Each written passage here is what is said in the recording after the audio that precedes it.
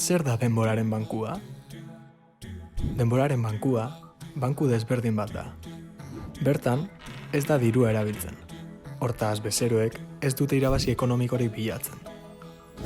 Ez du jaberik, ez baita banku komertzial bat.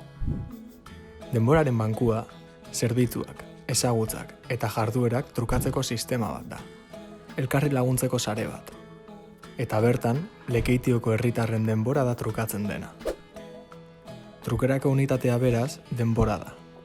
Izan ere, ordu guztiek, eskaintzen edo ematen den zerbitzua edozein dela ere, berdina balio dute.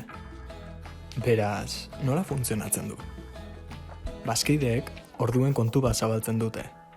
Bertan, alde batetik, zer zerbitzu eta ezagutza eskaintzen dituzten zehazten dute, eta bestetik, zeintzuk hartu nahi dituzten. Beste bazkide bati zerbitzu bat eskaintzen dioten bakoitzean, euren kontuan orduak gehituko dira. Demagun, Aitorrek beste bazkide bati etxeko konponketetan laguntzen diola. Ondoren, bere kontuan, zerbitzu hori egiten eman dituen orduak gehituko dira. Horrela, hala behar duenean, kontuan pilatutako orduak zerbitzuekin trukatu ahal izango ditu. 18 urtetik gorakoa izan behar da Lekeitioko denboraren bankuan parte hartu ahal izateko, eta nahi duten herritar guztiek parte hartu ahal izango dute. Hala nahi izanez gero, jarri gizarte zerbitzuekin kontaktuan.